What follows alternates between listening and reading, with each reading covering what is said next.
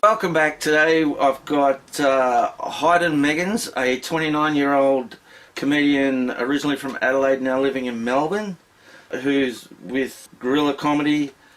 Mate, how you going? Not too bad. Not too bad, mate. I mean, to tell you the truth, fantastic. It's been a great day thus far. Got up and went for a run. No work.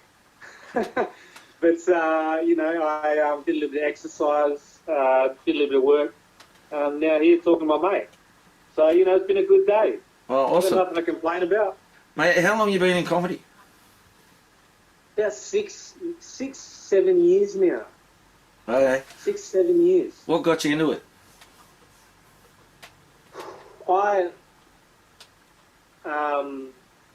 like, to tell you the truth, I love doing comedy. I've always enjoyed making people laugh, and I like to help by using humour, because I believe I have been gifted with a sense of humour. Yeah. And I like to use it as much as possible for good. Obviously, humour can be a dark thing too. And you can get caught up in that. And I've had my journey in comedy, but I love to make people laugh. I've always have. Do you remember your first joke? No, I don't. I know it was terrible because I did the whole raw comedy thing, and I did that. Never did too well, but my first joke would have been terrible. It's ignorant jokes about stuff that's infantile. Yeah. Just as you do when you sort of haven't developed a good enough perspective on life, and just the subtleties of what is. And yeah, sorry, I don't have a joke that I could tell. No, that's right. We talked about bad gigs and hecklers, and I can tell you when my worst gig and I did get heckled. I can't remember what I was saying. It's probably So tell us, man. Noteworthy. Tell us about your worst gig. Tell us about your worst gig. I've just been doing comedy for a little while, maybe a year and a bit into it. Fringe Festival comes rolling around, big sort of international arts festivals, big event, shows going on all the time. And I did a spot, because I asked to do a spot at a gig that was running at the Adelaide Fringe Festival by a guy named Iman. You might know him. I think he's from Sydney, Iman. Hopefully I'll get to know him. Hilarious dude. Anyways, he's running the gig like Iman's Caravan Comedy. And I did that, and it was sort of like daytime. I've never done a gig at daytime. I've never done a gig with that particular crowd. It's always done like comedy rooms. And I did a gig to sort of like families with like their children and elderly people, and the people that are just looking for a good time, light-minded humour. They just got hustled into a caravan comedy show at the Fringe. Only seats about 10 or 15 people, very intimate shows. And I did a gig to that, just bombed that. You see, I'm going up there telling jokes about. One of my oldest jokes is just something stupid about fighting with my brothers and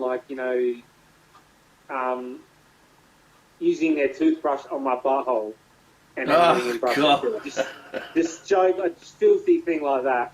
And we always exaggerate things for comedic effect, and that's maybe what I put on, and I sort of just alienated the room, just had a shit show, and just approached it completely wrong. I would never make that mistake if I maybe doing comedy longer. It's not understanding the dynamics of it and sort of, different demographics. But yeah, I'll put that down as one of my worst gigs ever. And I've had bad gigs. Yeah. You get bad gigs. You get bad gigs, yeah. Who's your favourite comedian?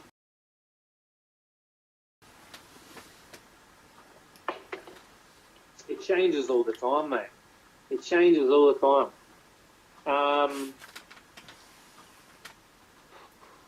I love comics like Dave Attell. for just purely being funny. I love comics like George Carlin for having something to say.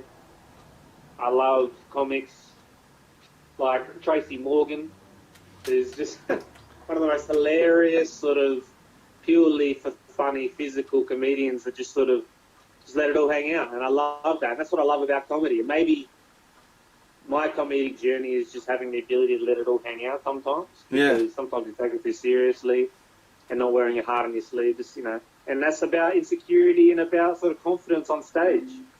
Sorry, it's my alarm went off. Hey, so what to date would be a career highlight, you reckon?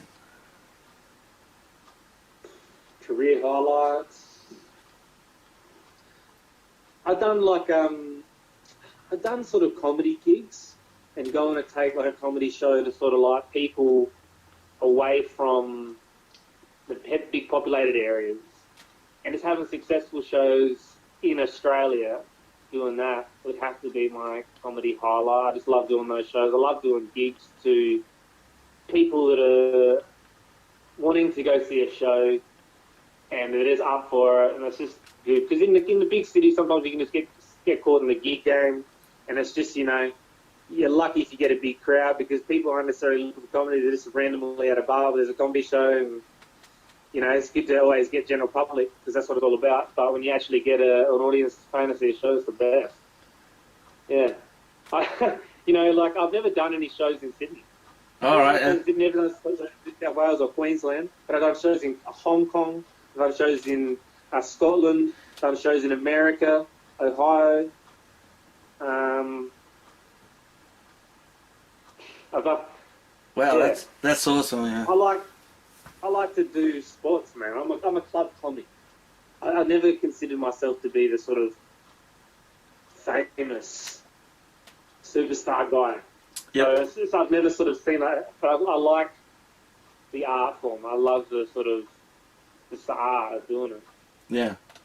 Now you're involved with guerrilla comedy before the snap, and that was at the Resistance Bar and Cafe in Melbourne. Mate, who's that with? Yeah, I do a comedy show at the Resistance Bar and Grill Cafe in Hawthorne with Paulie J. Sharpland. I helped run it with Paulie J. We took it over after Hamish Patterson, comic from Melbourne, left the country, lives in Canada now with his wife, and yeah, we do that gig every Wednesday, week in, week out. Awesome. And it's the best show on a Wednesday night, to tell you the truth. Like, people go there, they love comedy they just love the bar. Like, it's just a good place to hang out. There's fresh food made on site, so it's actually like food and bar, shisha. And it's a really loungy, comfy place to hang out. So people come there, they talk shit, have a good time. It's very communal. It's great bar too. Jay, who runs the shop there, does a fantastic job of like making sure everything's up to standard. Sounds nice. Sounds good. Yeah. I'll have to drop in there one him day. and Connor from Sri Lanka. Fucking good blokes, mate. Yeah? Going. What are you doing now to keep busy? Trying to be as productive as possible. Just keep active. Went for a run this morning. You got to keep exercising. Get outside. And try and get some vitamin D. Get a little bit of sunlight if you can. I play a lot of guitar. I play a bit of guitar. Yeah. So I've been playing a lot of that. Seem to play a lot more of it. Yeah. And keep both sides of the brain moving. How about you? What do you get up to? Just doing this. Doing some keeping active. I'm trying to create content. Well, they take quite a while to edit too. What plans have you got for the future? Do you have a regular job? Like yeah. You're essential? You have to work. I wish we earned a little bit of doing comedy to sort of secure some form of standard income. But as we all know, it's about a sort of labour of love in many ways. But I do a job. I love to work too. When I first moved to Melbourne, I did mostly audio teching stuff. So I do like. I got a background in maybe filming filming stuff and doing film audio. So I worked in the audio industry, and I knew a little bit of videography and video. So I was doing AV tech stuff. I worked at the casino a little bit. I worked all around venues around Melbourne and Australia, and I do that. So yeah, and essentially it's being operations of big events. So when there's no events due to government implemented lockdown, so to speak, there's no people congregating in more than, I don't know how many the number is now, but there's no concerts going on. There's 2 here. It's only 2. Two. Yeah. I'm pretty sure that's what it is now in Victoria. Are you in lockdown? I think here's the thing. They saying it's a form of lockdown, but the essential services are still open. Like, there are still things going on. I can go down the shops. I can go to the park. There's no law that says that I cannot do these things. There's no one sort of, there's no one essentially, there's no one essentially telling me you can and can't do something. But, I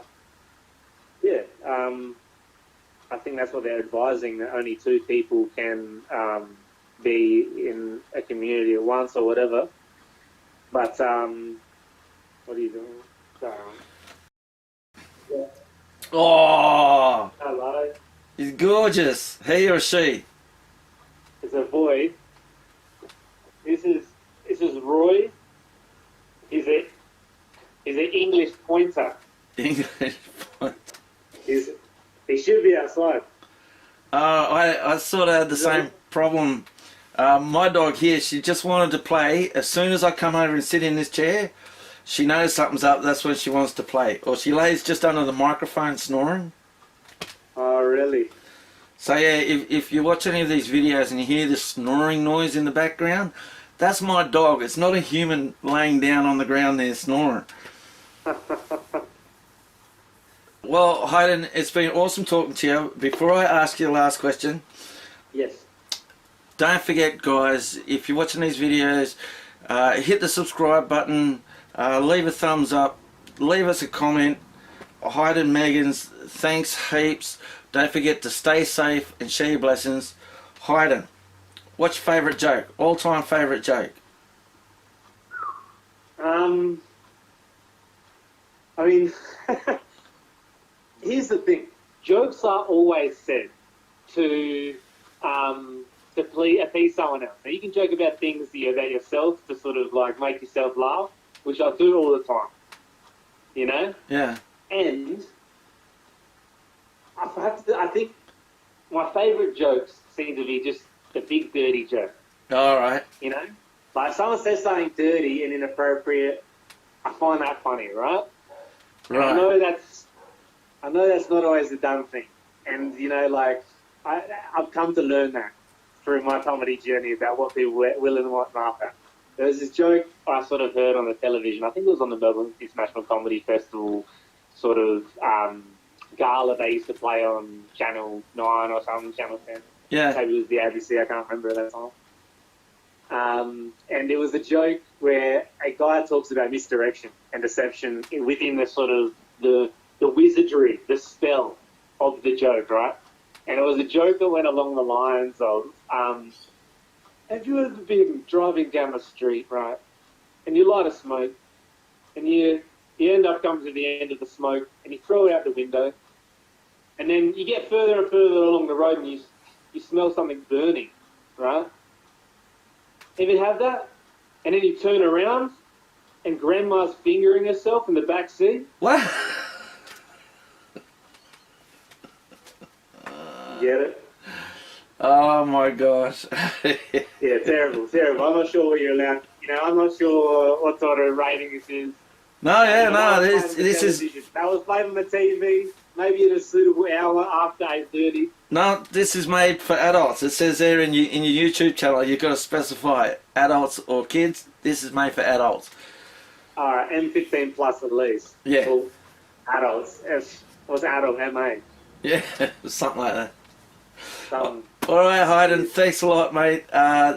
You're looking great. Good to talk to you. I'll have to catch up with you again soon. Mate, I'd love to catch up with you again soon. Maybe you can do a little interview for my content. That'd be all right. Yeah. I don't see why not. Next time. Thanks, mate. I'll do something crazy. You know what? Yeah. Right. Right. I'll talk to you soon. Thanks, mate. Blessed by the day.